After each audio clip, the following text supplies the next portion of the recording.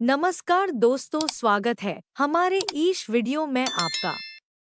आज का वीडियो में गंदे विचार आना बंद हो गए। एक बार इस वीडियो को जरूर देखना। चलो शुरू करते हैं। भिक्षु हर दिन तथागत से कहता, मैंने मन को जीत लिया है, अब यह मुझे विचलित नहीं कर सकता। तो एक दिन गौतम बुद्ध ने कहा, ठीक है, तुम दक्षिण दिशा में भिक्षा मांगने जाओ, यही तुम्हारी आखिरी चुनौती है। फिर अगले दिन ही भिक्षु ने व्याकुल होकर कहा, मुझसे बड़ी गलती हुई, लेकिन अब मैं दोबारा उस दिशा में भिक्षा मांगने नहीं जाऊंगा।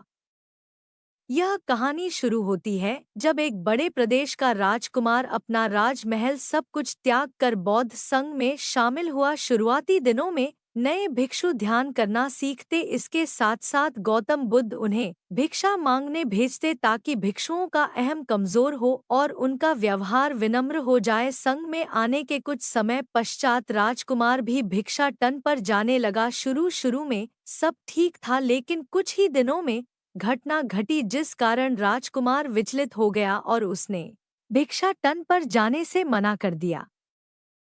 भिक्षाटन का नियम था कि भिक्षु केवल 2 घरों में भिक्षा मांगते और नहीं मिलती तो आश्रम वापस आकर जल ग्रहण करते। एक बार राजकुमार भिक्षु नगर में भिक्षा मांगने निकला और दुस्सहयोग से भिक्षा नहीं मिली। शुरू में राजकुमार भिक्षु को निराशा हुई, लेकिन कुछ ही पलों में उसका मन शांत हो गया, जैसे कुछ हुआ ही ना हो। बिना प्रयास के आज भिक्षु बड़ा प्रसन्न था। उसने लौटकर गौतम बुद्ध से कहा, आज मुझे भिक्षा प्राप्त नहीं हुई, लेकिन मेरा मन शांत है, ना किसी विचार ने मुझे परेशान किया। गौतम बुद्ध भिक्षु की सारी भावनाएं समझ रहे थे। तथागत ने कहा, अच्छी बात है, अब तुम कल महल की तरफ भिक्षा मांगने जाना। भिक्षु ने आज्ञा का पालन किया और अगले दिन भिक्षा मांगने निकल गया। कुछ देर बाद जब भिक्षु महल के आगे से गुजरा तो उसे अपना महल याद आ गया कि कैसे वह ऐशो आराम का जीवन जीता था। भिक्षु ने सोचा, महल में खाने को स्वादिष्ट पकवान मिलते और सेवा करने को कई नौकर होते और सभी प्रकार के सुख मिलते। ऐसा सोचते सोचते भिक्षु के मन में इच्छा हुई कि आज बढ़िया भोजन मिल जाए। तभी भिक्षु सचेत हो गया कि यह सब अतीत की स्मृतियां हैं और मैं केवल इन्हें देख रहा हूँ। पुरानी यादों के ताजा होने से मन में कुछ इच्छाएं प्रकट हो रही हैं। यह भी मैं केवल देख रहा हूँ। अगर मैं इन शारीरिक इच्छाओं को पूरी करने की लालसा रखूं तो मैं मन की शांत और यह जागृत अवस्था खो दूंगा। भिक्षु ने महसूस किया कि जब जब हम स्वयं को 2 कदम आगे ले जाते हैं, चेतना का स्तर ऊपर उठाते हैं, तब तब मन इस प्रकार के खेल खेलता है। जब हम मन को शांत करने लगते हैं, तब मन हमें बेचैन करने की पूरी कोशिश करता है। भिक्षु यह सोचकर बहुत खुश हुआ क्योंकि आज उसने आत्मचिंतन से मन के बारे में गहरी समझ और सूक्ष्म दृष्टि प्राप्त कर ली। भिक्षु ने आश्रम आकर गौतम बुद्ध को सारी बात बताई और कहा, तथागत, आज मुझे आपकी कृपा से सूक्ष्म दृष्टि प्राप्त हुई। मन हमें बार बार इच्छाओं में उलझाना चाहता है। महल को देखकर मुझे भी पुराने सुखों का स्मरण हो आया, लेकिन आज भी विचार मुझे छू नहीं पाए। गौतम बुद्ध ने कहा, अच्छी बात है, कल नगर की दक्षिण दिशा में जाना, वहाँ एक हवेली है, वहाँ मन और विचारों पर उपदेश देकर आना। भिक्षु बहुत खुश हुआ। आज वो जल्दी जल्दी चल रहा था क्योंकि वो उपदेश देने जा रहा था। पर दोस्तों, इस बार की यात्रा भिक्षु पर भारी पड़ने वाली थी। कुछ ही देर में भिक्षु हवेली पहुंचा और भिक्षा के लिए आवाज लगाई। आवाज सुनकर एक सुंदर युवती बाहर आई। भिक्षु ने सोचा कि इस युवती की सुंदरता को देखकर मेरे मन में कोई विचार नहीं आना चाहिए, क्योंकि मेरा यहाँ आने का प्रयोजन तो इसको उपदेश देना है। युवती ने भिक्षु को प्रणाम किया और कहा, आइए पहले भोजन ग्रहण कीजिए। भिक्षु ने भोजन किया, फिर सोचा कि उपदेश देने से पहले थोड़ा आराम कर लेता तो अच्छा होता। भिक्षु यह सब सोच ही रहा था, इसी बीच युवती ने कहा, श्रीमान, आपने दोस्तों, इस बार की यात्रा भिक्षु पर भारी पड़ने वाली थी। कुछ ही देर में भिक्षु हवेली पहुंचा और भिक्षा के लिए आवाज लगाई। आवाज सुनकर एक सुंदर युवती बाहर आई। भिक्षु ने सोचा कि इस युवती की सुंदरता को देखकर मेरे मन में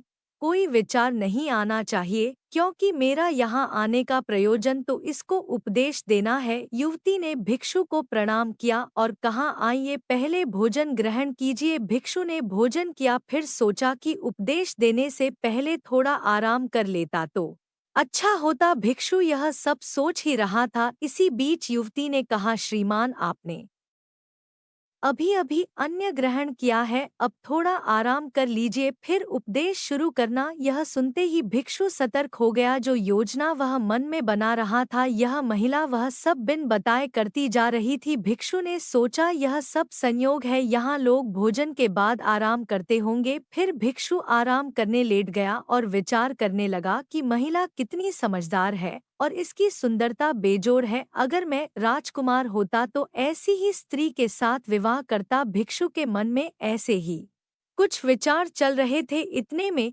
युवती फिर से आई और बोली, अगर आप राजकुमार होते तो मुझे उपदेश कैसे रते। भिक्षु जी, आप तो मुझे उपदेश देने आए थे ना। युवती का इतना कहते ही भिक्षु को स्पष्ट हो गया कि युवती तो मन पढ़ सकती है। भिक्षु घबरा गया और हाथ जोड़कर पूछा, क्या आप मेरा मन पढ़ सकती हैं? युवती ने कहा, क्षमा कीजिए, ध्यान करते करते मेरा मन शांत हो गया है, इसलिए बड़ी आसानी से मुझे दूसरों के विचार अपने आप महसूस हो जाते हैं, उनकी भावनाएं समझ आ जाती हैं। जब भिक्षु ने सुना तो उसके पैरों तले जमीन सरक गई। फिर बिना कुछ बोले भिक्षु तत्काल आश्रम की ओर चल पड़ा। रास्ते में चलते हुए भिक्षु का दिमाग फटा जा रहा था, उसकी बेचैनी बढ़ गई थी। भिक्षु खुद को कोसने लगा कि मेरे मन में युवती के लिए ऐसे विचार क्यों आ रहे थे। उसने मेरे बारे में क्या सोचा होगा? अगर यह बात लोगों को पता चलेगी तो लोग भिक्षुओं और संघ के बारे में क्या सोचेंगे? आज भिक्षु बहुत लज्जत महसूस कर रहा था और वह थोड़ी ही देर में आश्रम पहुंच गया। जब भिक्षु गौतम बुद्ध के सामने पहुंचा तो तथागत ने देखा कि उसके चेहरे की रौनक जा चुकी है, दोनों कंधे झुके हुए थे। भिक्षु ने बुद्ध से कहा, अब मैं कभी भिक्षा के लिए नहीं जाऊंगा। तथागत ने कहा, पहले आराम से बैठो, फिर मुझे बताओ कि तुम्हारी चाल में इतनी थकान क्यों है? आज तुम्हारे चेहरे पर तेज की जगह गलानी की भावना क्यों है? भिक्षु ने सारी बात बताई और कहा, मैं सब कुछ जानते हुए भी महिला की सुंदरता के बारे में और अन्य चीजों के बारे में सोच रहा था। मैं मन से पूरी तरह हार गया। अब मैं कभी उस दिशा में नहीं जा पाऊंगा। मैंने बौद्ध संघ का भारी अपमान किया है। गौतम बुद्ध ने कहा, सबसे पहली बात, परेशानी को बढ़ा चढ़ाकर मत सोचो। अगर कुछ बुरा हो जाए तो एकदम से यह मत सोचो कि सब खत्म हो गया। बिना सोचे निष्कर्ष पर मत जाओ। दूसरी बात, ध्यान दो कि कहीं तुम नकारात्मक विचारों के साथ अतिशयोक्ति करने वाले शब्दों का प्रयोग तो नहीं कर रहे, जैसे मैं हमेशा हारता हूँ, जीवन में कुछ नहीं बचा, मैं मन से पूरी तरह हार गया, मेरे साथ कोई नहीं है।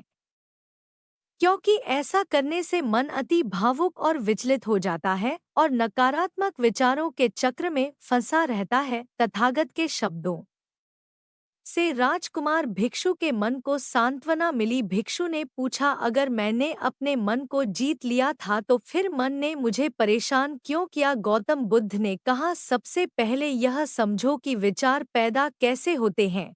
पहले बाहर कुछ हुआ, फिर उस घटना के प्रति अंतर्मन ने प्रतिक्रिया की, इस कारण शरीर में भावना या सनसनी पैदा हुई, फिर इस सेंसेशन या फीलिंग के प्रति तुम्हारे सचेत मन ने यानी कॉन्शियस माइंड ने प्रतिक्रिया की। इस आखिरी स्टेप को हम विचार कहते।